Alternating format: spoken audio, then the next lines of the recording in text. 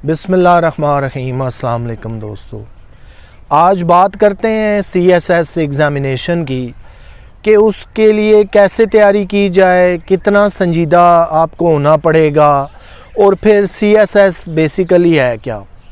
जैसे पिछले प्रोग्राम में आपसे बात हुई थी कि वो 5 बहनें जो पाकिस्तान के लिए एक मुनफरिद एजाज़ हैं, वो एक घराने से तल्लक़ रखती हैं और माशाल्लाह 5 की 5 बहनें जो हैं वो CSS ऑफ़िसर हैं। यानी उन्होंने अपनी जॉब का आगाज़ ही CSS ऑफ़िसर के तौर पे किया। CSS बेसिकली मैंने आपको बताया था कि सिविल स्पेशल सर्विसेज हैं। उसमें चाहें तो आप पुलिस में चले जाएं, चाहें तो वज़ारत ख़ारजा की जॉब्स हैं वो चले जाएं, चाहें तो फ़ॉरेन जो जॉब्स निकलती हैं पाकिस्तान की तरफ से उनमें चले जाएं। फिर उसके अंदर जो है असिस्टेंट कमिश्नर हैं, दीगर बहुत सारे इंतज़ामिया के डिपार्टमेंट हैं। तो CSS का आगाज़ जो है बेसिकली वो ग्रेड 17 से क्लास 1 ऑफ़िसर के तौर पे होता है। इसके लिए तैयारी कितनी दरकार है, कैसे संजीदा हुआ जाए, इस पे भी बात करते हैं। लेकिन यहाँ पे मैं आपको ज़रा पे स्केल के बारे में बता दूँ जो पाकिस्तान में इस वक्त राइज हैं, जिसे आप BPS कहते हैं, बेसिक पे स्केल। वो ग्रेड 1 से शुरू होकर ग्रेड 22 तक जाते हैं। ग्रेड 1 जो है वो इब्तदाई है, जैसे नायब कासद इस तरह की जॉब्स हैं। फिर इसी तरह ग्रेड से आगे जब आप बढ़ते हैं तो पहले हुआ करता था LDC, फिर UDC, low division clerk, upper division clerk, और फिर उसके ऊपर ग्रेड 14, 15 और 16 में जो है वो गेस्टेड क्लास 2 ऑफ़िसर आ जाते हैं। 17 जो है उसका स्टार्ट ही क्लास 1 ऑफ़िसर से है। आपको ये देखना पड़ेगा कि आपने अपनी जॉब का आगाज़ कहाँ से करना है। ये तो मैंने स्केल के बारे में आपको बताया कि आपको बात समझ आ जाए। ग्रेड 1 से 15 तक जो है वो नॉन गेस्टेड जॉब्स हैं। ग्रेड 16 में जो ऑफ़िसर हैं वो गेस्टेड क्लास 2 हैं, उनके पास 2 क्लास ऑफ़िसर्स की पावर्स हैं जिसमें वो अटेस्टेशन वगैरह भी कर सकते हैं। लेकिन ग्रेड 17 के जो भी ऑफ़िसर हैं वो फ़र्स्ट क्लास ऑफ़िसर हैं, उनके पास तमाम तर पावर्स होती हैं।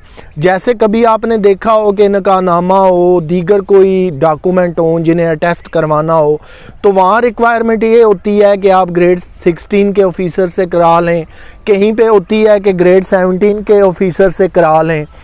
तो ये जो क्लास 1 की रिक्वायरमेंट है ये ऑफ़िसर फ़र्स्ट क्लास के तौर पे है। अब आ जाइए कि अगर वो तमाम स्टूडेंट्स, वो तमाम कैंडिडेट जो अपना आगाज़ ही सर्विस का ग्रेड 17 से करना चाहते हैं, यानी वो सर्विस का स्टार्ट 17 ग्रेड से लेना चाहते हैं, फिर आगे वो कहाँ तक जाते हैं ये उनकी किस्मत है। ग्रेड 17 में CSS का इम्तिहान है। वैसे तो ये ग्रेड 14 से शुरू हो जाता है, उसमें PPSC है, पंजाब पब्लिक सर्विस कमीशन जो है, वहाँ भी मुकाबले के इम्तिहानात शुरू हो जाते हैं। मुख्तलिफ़ पोस्टें हैं जो कैटेगराइज़ की गई हैं। 14वें स्केल से ये शुरू हो जाते हैं इम्तिहानात। लेकिन 17 का ज़ाहिर है वो ऑफ़िसर फ़र्स्ट क्लास हैं तो वो इम्तिहान ज़रा स्पेशल स्टैंडर्ड रखता है। उसके लिए आइए अब तैयारी की तरफ चलते हैं। सबसे पहली बात है कि हमारे यहाँ ऐसा आज तक कोई मैकेनिज़्म राइज नहीं हुआ कि अगर हम स्टूडेंट लाइफ में हैं, ग्रेजुएशन कर रहे हैं, मास्टर कर रहे हैं या FA लेवल तक हैं, FSC तक हैं, तो वहीं से हम क्यों ना तैयारी शुरू कर दें। ये ना हमें स्कूलों में, कॉलेजेस में, यूनिवर्सिटी में, ना ही आम ज़िंदगी में बताया जाता है कि टारगेट को फिट कैसे करना है। ये आसानी इसलिए पैदा हो जाती है कि जब आप ग्रेड 16, 17 की जॉब पे नज़र रखे हुए हैं तो आप स्टूडेंट हैं, तो फिर साथ साथ तैयारी शुरू कर दीजिए। सर्च कीजिए इंटरनेट पे कि आपको रेलिवेंट कौन सा मवाद पढ़ना है। उसमें जनरल नॉलेज भी है, उसमें इस्लामिक नॉलेज भी है, उसमें आपकी जो है वो ज़बानों पे पंजाबी है, उर्दू है, इंग्लिश है, उन पे कितनी ग्रिप है।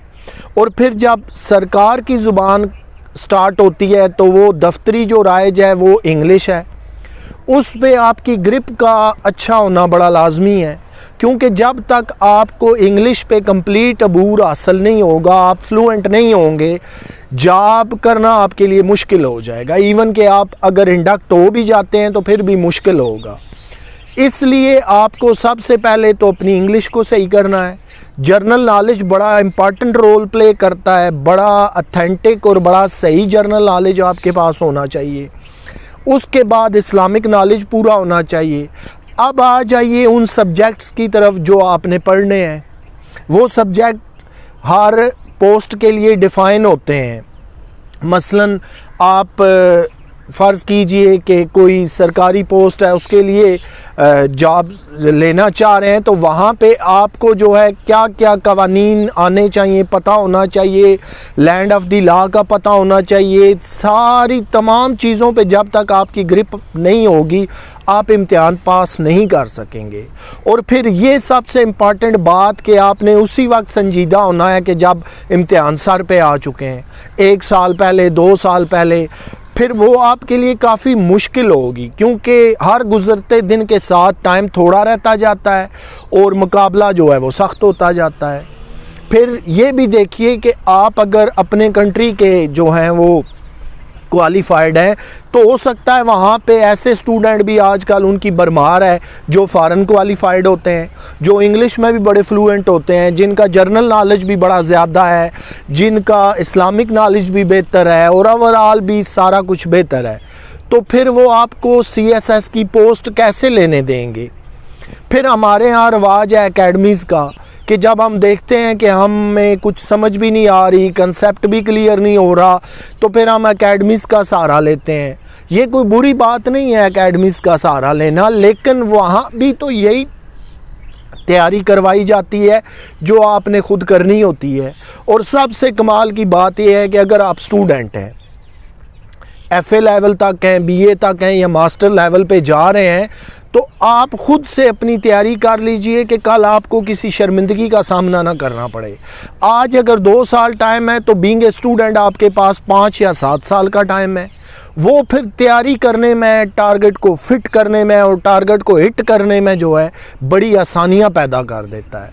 तो CSS के जो ऑफिसर्स या कैंडिडेट तैयारी कर रहे हैं उन्हें मैं यही रिकमेंड करूंगा, सबसे पहले आप अपने रेलिवेंट जो आपके आने हैं सब्जेक्ट उन पे फोकस कीजिए, उन पे फुल कमांड और ग्रिप हासिल कीजिए। उसके बाद जर्नल नॉलेज आ जाता है, IQ का टेस्ट आ जाता है, उसके बाद इस्लामिक नॉलेज है। फिर उसके बाद अगर आपसे जर्नल नॉलेज में पूछा जाता है कि अपने मुल्क के 4 वज़राए आला के नाम बताएं, इसी तरह 4 गवर्नर साहबान के नाम बताएं, फ़लाँ सन में कौन से सदर या प्राइम मिनिस्टर थे,